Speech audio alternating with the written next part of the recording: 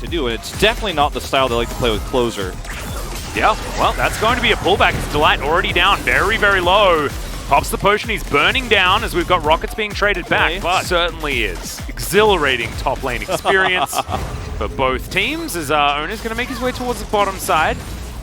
Carry gets under the water. Umpty, he's hot. Smokescreen is going to connect here as Oner just happy to walk over the rocks right now. There is going to be the Rift Herald, sorry, the Rift Scuttler collected. And now Fred and Brion all just walk on over, and we've got 5 people fighting for the Rift Herald.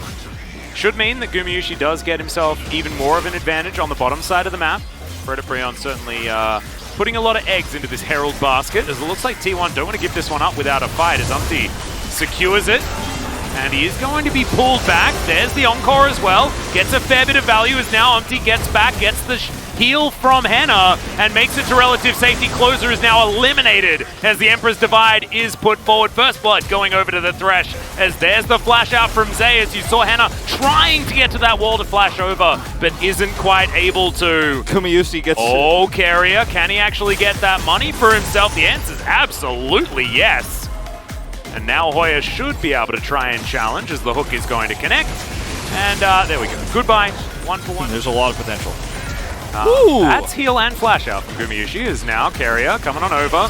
Looks for the Bone Skewer. It is actually going to go over to Delight, who gets a double flash. Flash out there from Oner as well, as Carrier now having to create position. As Hoya's teleported in, Gumayusi's well and truly dead as Umpty grabs that one. A playback onto Closer as well, who's completely separated from his team. A beautiful hook from Delight and a double kill for the Fred and Brion jungler. I don't know what Umpty had for breakfast this morning, but it must have been good. And this was a great bait from Fred and Brion as well. Like, they knew, okay, we've already gotten Gumayusi's flash and his heal. Now we're going to make this trade happen because we have teleport. Oh, Bone Skew was good. Yeah, that's a nice one. Rift Herald, though, is going to come down to try and deliver. This actually could be way more kills, too. Yeah, flash underneath the turret. They just eliminate the Graves as now Carrier finds himself on the wrong side of his base. Another double kill. Unofficial Quadra at the start of this game. Can it be the unofficial pentakill?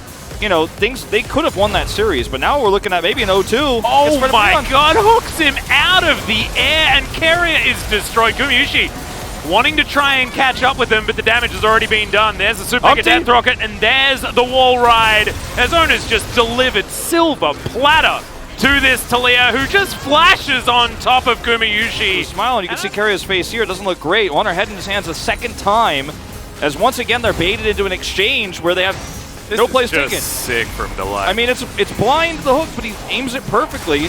Gets a kill here, and then they stay at Kathy and Rain. Gumayusi's going in, but guess what? Everyone's rotating down. You got vision of it now. You're like, I'm out of here. But you can't outpace. You can't outpace this Talia.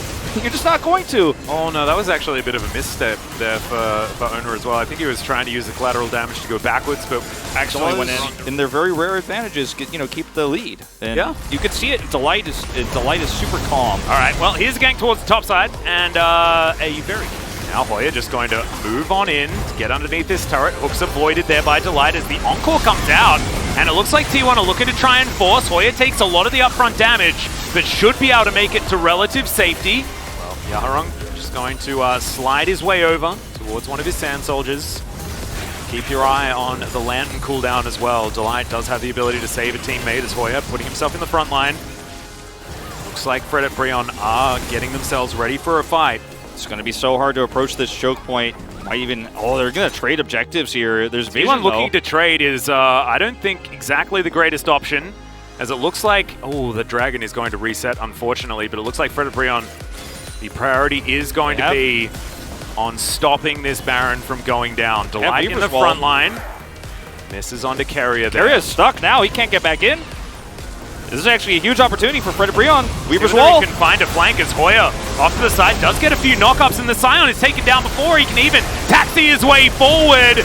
Henna is going to be eliminated, but Gumayusi suffers the same fate, and T1, they have to peel away the Baron, and they lose the fight. Now they'll lose the Mountain Soul. Sure, they have the tankiness like you were talking about to maybe try to turn a fight, but when you're getting cut in half like that, you're really banking on either them not having vision, Fred Brion not having vision of this take, or them just deciding they wanted to trade, and they were never going to take that trade. Weaver's wall comes in, Carrier is completely zoned out, Scion is dead at the very beginning of this fight, and you can't be taking trades anymore after this. Sure, they're going to go for the kill onto Henna, but it's a trade that loses you all your damage. Zeus' body expires, and it's like, well, that's it. Now we got Mountain Soul, and there's a lot, right? Like, you cannot lose 0-2 to Fred Brion and go back to that team house. You're going to have to stay off social media for a week. Well, Gumayusi thinks he might have found Umpty here and almost does take him down as the collateral damage almost secures it. Objective fights him, and they have all 4. Yeah, exactly. Okay, they're actually now going to make this started play. off this Baron. There's the wall to be set up. Gumayusi, unfortunately, the Killer Instinct comes in, but the Lantern is once again there, and the Baron just stolen away. But now the team fight comes in. The Encore only lands onto 1, but that's a lot of Scion value as Henna has to flash, but does make it to relative safety. Uses his whole health bar, but that's enough. Like, Henna doesn't die. Hoya's got his stopwatch. And then you've got this insane clear time at this stage of the game on this Baron. And look at everybody else trying to fill in here for T1. Baron goes down, and now Zeus is trying to come through. But look at this. Hoya just disconnects. He says no one else is coming in here. He has the stopwatch that he bought. And they just turn on to Zeus. Henna survives, and now T1 can't take the fight, even though the charm was... Mini Waves just sort of going into the void right now as there's a teleport from the Scion. Okay, here we go. We're flipping. Looks like T1 are going for a last-ditch effort right now. Hoya is going to have to slice to get himself out of the way. Good Bone Skewer is going to connect as the charm lands only onto the Renekton. Henna trying to get the autos through as they trade tanks in the front line. Still, the Elder Drake is amongst the fight. Umpty going to get turned on. Does have the Zhonyas, remember, and they just destroy Oner. That's in fact just Umpty that explodes him by himself. He has 10 stacks. The guy is actually insane. He's got so much damage this game. You can't challenge that. What he are you also doing? had his Zhonyas. Yeah. So he was probably going to be fine anyway, as the Elder is now going to get secured by the Azir of all people. Scoops up Gumayusi. And I have a feeling we've done it. It's the 2-0 for Fred Brion. Look at the damage. Once again over one of our top teams. Look at the damage here from the Azir in this late game fight. And T1 just could not set up for this. Tanks are traded, and then you challenge. Oner challenged Umpty. 10 stacks on that Dark Seal. 9-1-5, dude. I mean, why challenge that? I mean, there's a lot of things that went wrong in that fight. Here we go, Atlas. Looks like we are going into the last fight of this game. An 0-2 for T1. It's just a last-ditch effort there from Zeus, who's now going to try and keep these minions busy as best he can. Carrier doing the same thing as now Oner is going to come back in. Collateral damage used mainly on this minion wave, but my god, the damage. Jinx rips through turrets. She rips through the Nexus, and Fred Brion rips through T1. Absolutely zen, the patience we saw from this team.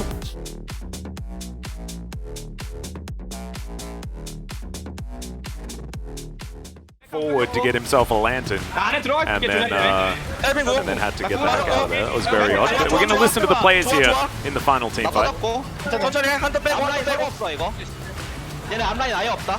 don't have any front line.